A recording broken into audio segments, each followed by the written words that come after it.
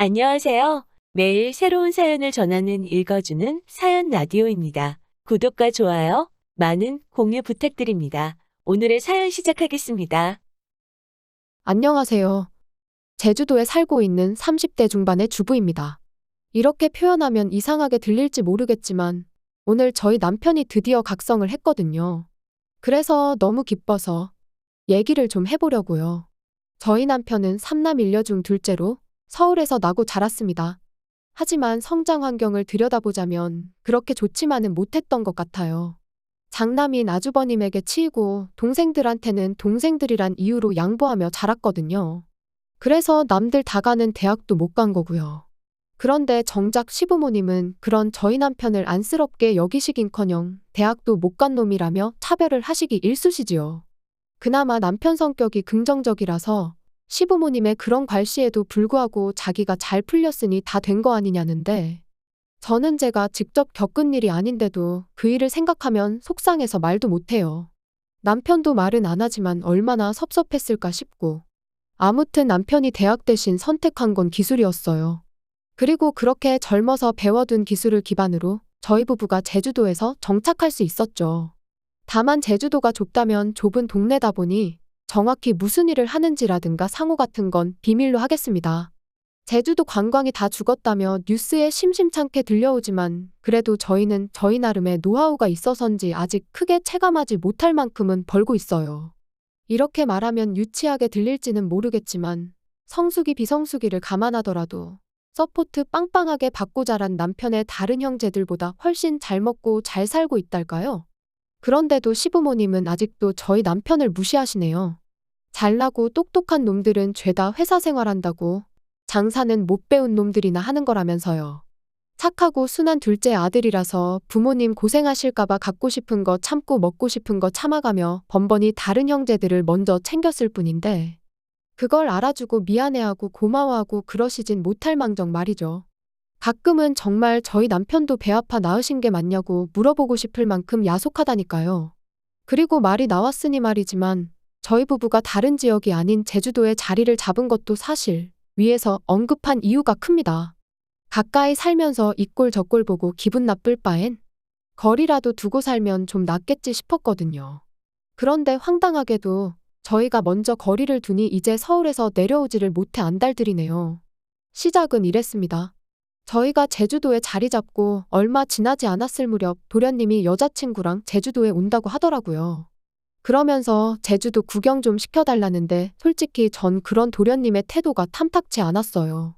하지만 남편 입장에선 그래도 하나뿐인 남동생이니 밥 한 끼 정도는 사주고 싶어하는 눈치였죠. 참고로 저희 남편이 저희 친정에도 정말 잘하거든요. 제 여동생한테도 그렇고요. 그러니 사실 도련님한테 잘해주는 건 저한테 묻지 않아도 될 만큼 당연한 일이라고 생각합니다. 그런데 왜 제가 탐탁치 않다고 했냐면요. 그건 도련님이 평소엔 저희 남편하고 거의 연락을 주고받지 않아요. 그저 자기가 뭔가 필요하거나 아쉬울 때만 저희 남편을 찾는 식이었지요. 아무튼 그래서 결국 도련님하고 도련님 여자친구하고 제주도에서 유명하단 식당에 데려가 거하게 밥도 사주고 했습니다. 그런데 이걸 신우도 알게 되면서 또 놀러오고 또 뒤이어 질세라 아주버님하고 형님도 애들까지 데리고 내려오고 그러니 돈도 시간도 속된 말로 얼마나 까먹었는지 몰라요.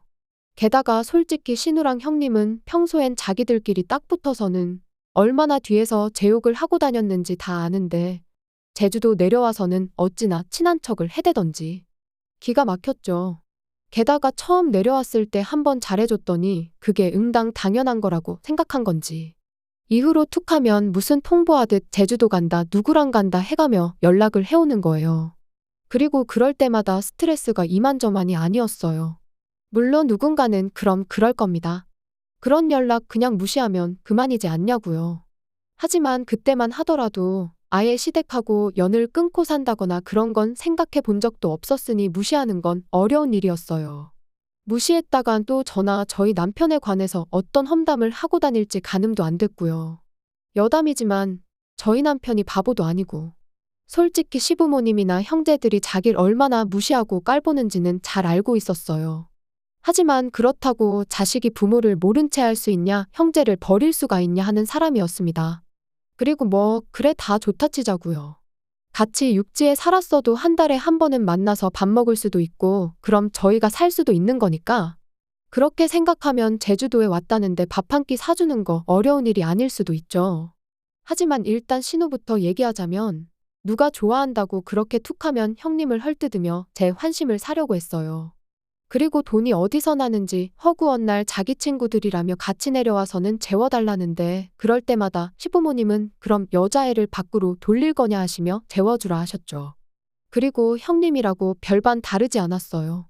저는 애가 없어서 그런지는 모르겠지만 툭하면 유치원 인맥이라면서 그렇게 애엄마들하고 내려왔거든요.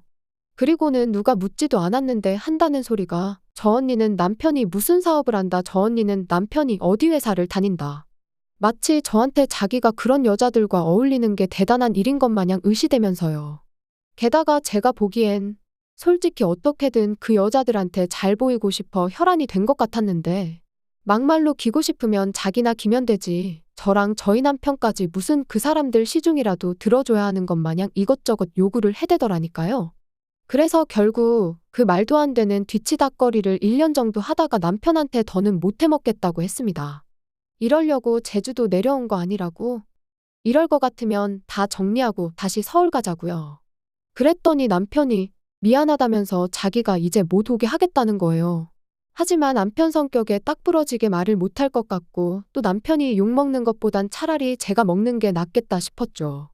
하다못해 누구든 싫은 소리라도 하면 이참에 에라 모르겠다는 심정으로 확 들이받겠다는 생각도 들었고요. 그래서 남편더러 가만히 있으라 하고 신우와 형님한테 연락해 당분간 장사도 바쁘고 해서 와도 뭐 해줄 수 있는 게 없다고 얘기했습니다. 그러니까 따로 연락 안 줘도 된다면서요. 그랬더니 이건 뭐 알겠다는 말 한마디 없이 두 사람 다 더는 연락이 없더라고요. 보나마나 둘이서 또 편먹고 짝짝꿍이 되어 얼마나 저를 씹어대고 있을지 안 봐도 비디오였죠. 그러다 얼마 전이었어요. 저희 어머니 생신이기도 해서 서울에 올라갔다가 시댁에 들렸는데 어째서인지 아주버님이 와 계시더라고요. 그리고는 저희를 보더니 말도 안 되는 하소연을 늘어놓기 시작했습니다. 며칠 전 형님하고 싸웠는데 일이 커져서 별것까지 하게 됐다는 거예요. 부부싸움을 얼마나 크게 했길래 별것이기나 하냐 물었습니다. 그랬더니 따지고 보면 다 저희 때문이라면서 이야기를 하는데 듣자 하니 형님이 얼마 전부터 그렇게 제주도에 내려가서 살자고 조르더랍니다. 서울살이가 갑갑하다면서요. 그리고 저는 그 이유를 좀 알 것 같았어요. 아주버님이 재택근무를 시작했거든요. 사실 저랑 남편은 아주버님과 형님에 비하면 정말 사이좋은 부부예요. 하지만 그런 저희도 매일같이 붙어 지내다 보면 별거 아닌 일로 서로 감정이 상하기도 하고 다투기도 하지요. 그런데 아주버님네랑 형님은 성향이 정말 달라요. 예민한 아주버님에 비해 형님은 만사가 느리고 게으르고 게다가 아주버님은 남자치곤 잔소리도 많고 앓는 소리 죽는 소리도 입에 달고 사는 사람이다 보니 형님의 그런 꼴을 그냥 보고만 있었을 것 같지 않거든요. 참고로 물론 아주버님은 이런 이야기는 쏙 빼놓고 했지만요. 아무튼 아주버님은 뜬금없이 무슨 제주도냐고 안 된다고 했답니다. 회사는 어떡하냐면서요. 그랬더니 형님이 그럼 애하고 자기만 보내달라고 하더래요. 제주도 한 달 살기를 하고 오겠다면서요. 그러니까 이제 아주버님도 그때부턴 진짜 왜 이러나 싶어서 짜증이 나더랍니다. 그래서 제주도 한 달 살기를 하는 게 무슨 의미가 있냐고 그랬더니 요즘 애엄마들 다 외국 가서 한 달씩 살고 오고 그러는 거 모르냐면서 우리 애가 불쌍하지도 않냐 뭐 그러더라나요. 그리고 급기야는 나는 제주도 한 달 살기도 못하냐며 내가 이렇게 살려고 당신하고 결혼한 줄 아냐? 쪽팔린 줄 알아라. 지 동생 그러니까 저희 남편 말이에요. 저희 남편이랑 비교를 하면서 지 동생만도 못하다고. 그까짓 대학 좋은데 나온 게 다 무슨 소용이냐. 돈도 쥐똥만큼 벌어오면서. 그리고는 가서 막노동을 하든 대리를 하든 돈 더 벌어오라고. 그래서 나랑 애도 제주도 한 달 살기라도 좀 해보게 돈 좀 벌어오라고 보채더라는데. 듣는 내내 황당했죠. 그리곤 짐작이지만 맨날 유치원 인맥이니 어쩌니 해가며 돈 많은 언니들 시녀짓을 자진해서 하고 다니더니 허파에 바람이 들어도 단단히 들었구나 싶었고요. 그런데 이후로 이야기가 이상한 방향으로 흘러갔습니다. 아주버님은 계속해서 한참 동안 하소연을 이어가더니 따지고 보면 저희도 잘못이 있대요. 저희가 처음부터 서울에 살았으면 되는데 유난스럽게 제주도에 내려가서 이런 일이 생긴 거라며 막말로 비빌 언덕이 있으니까 형님이 그런 생각을 하는 거 아니겠냐입니다. 그리고는 제주도에 자기네가 왔건 말건 저희가 아는 척을 해주지 말았어야 한다는데 돈은 돈대로 쓰고 욕은 욕대로 먹으니 저도 더는 참을 수가 없었죠.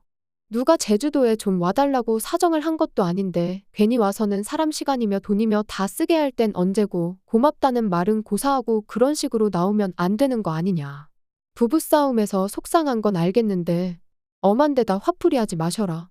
보기 안 좋다. 그랬더니 자기도 더는 할 말이 없었는지 자기가 예민해져서 말이 좀 심했다며 미안하다대요. 그래서 저도 더는 말 안 하고 그냥 알겠다고 했어요. 그리고 앞으로는 아주버님 입장 생각해서 아주버님이랑 형님이 제주도에 같이 오시게 되든 형님만 오시게 되든 적당히 선도 긋겠다고 했지요. 집에 올라오는 길 남편이 저더러 속이 다 시원했다면서 고맙답니다. 자기도 듣는 내내 열받아 죽는 줄 알았다면서요. 다만 자기는 한 번도 형한테 대드는 건 생각해 본 적이 없었다면서 한다는 말이 자기 형이 저한테 사과를 할 줄은 몰랐대요. 그리고는 앞으로 자기도 할 말은 하고 살아야겠다길래 그러라고 기죽어 살 필요 없다고 했지요. 그리고 이후로 한동안 조용했는데 오늘 아버님한테 벼랑간 연락이 왔어요. 그리고는 대뜸 저희더러 제사를 가져가랍니다. 생각지도 못한 말씀에 저희가 왜요 했더니 저희가 잘못이 크다나요. 참고로 원래 제사는 큰아버님 댁에서 지내셨습니다. 그런데 올해 초 큰어머님이 돌아가시면서 이번 추석부터는 저희 어머님이 받아서 지내시기로 되어 있었거든요. 그런데 아버님 말씀이 아주버님 일로 어머님이 스트레스를 너무 받으셔서 힘이 없다고 하신답니다. 그러니 저희가 해야 한다나요? 황당해서 설령 저희가 제사를 가져간다 치면 매년 명절 때마다 어떻게 가족들이 모이냐고 했어요. 그랬더니 그거야 다 같이 제주도로 내려가면 된다면서 내려간 김에 제사도 지내고 관광도 하고 그러면 되니까 걱정하지 말랍니다. 그리고는 비행기표는 돈 잘 버는 저희가 사서 보내주면 되는 거고 잠이야 저희 집에서 자면 되는데 뭐가 걱정이냐고요. 그리고 그제서야 아차 정신이 번쩍 들었죠. 제사를 가져오는 걸로 끝날 일이 아니구나 싶어서요. 그래서 저도 그게 무슨 말씀이시냐 왔다 갔다 하시는 거 다 알아서 하셔야 한다. 그리고 오셔도 재워드릴 수도 없으니 그런 기대는 마셔라 했습니다. 아주버님네 챙겨줬다가 얼마나 욕을 먹었는데 저희가 미쳤다고 또 그 짓을 하겠냐고요. 그랬더니 저희더러 부모 형제 다 버리고 제주도까지 내려가서 살 때는 이만한 가구도 없었냐는데 솔직히 말이 좋아 이 꼴 저 꼴 보기 싫어 떠나온 거지 사실 쫓겨난 거나 다름없다고 생각합니다. 부모님이 잘해주시고 형제들과 사이가 좋았으면 굳이 뭐 한다고 연고도 없는 제주도까지 내려와서 지낼 생각을 했겠어요. 그리고 그때 밖에서 일을 보고 들어온 남편이 저더러 누구냐고 묻길래 아버님이랑 통화 중인데 미치겠다고 그러니까 자기가 통화하겠다며 핸드폰을 달라고 하더라고요. 그래서 핸드폰 넘기고 전 애꿎은 머리만 쥐어싸매고 있었어요. 남편은 한참 동안 아무 말 없이 아버님의 이야기를 듣고만 있었습니다. 핸드폰 너머로 종종 아버님의 고함 소리가 새어나오긴 했지만 정확히 무슨 말씀을 하시는진 들리지 않대요. 그리고 그렇게 얼마나 시간이 흘렀을까. 남편이 나지막한 목소리로 아버지 하고 한마디 하더니 이제 그만 자기 좀 놔달라고 하는 겁니다. 깜짝 놀랐어요. 그런 목소리며 톤이며 처음 들어봤거든요. 아무튼 남편이 하는 말은 이랬습니다. 형이 무능력해서 돈을 못 버는 것도 그래서 형수가 원하는 한 달 살기인지 뭔지 못 보내주는 것도 우리하고는 상관없는 일이다. 어머니가 형 때문에 힘이 없으시다니 그건 자식으로서 속상하지만 그럼 그 책임은 형이 져야지 왜 아무 상관도 없는 우리한테 이러시냐. 우리 제주도 내려올 때 누구 한 사람 가지 말라고 잡기를 했냐. 아니면 가서 먹고 사는데 보태라고 단돈 1,000원이라도 줬냐. 그리고 마지막에 덧붙이길.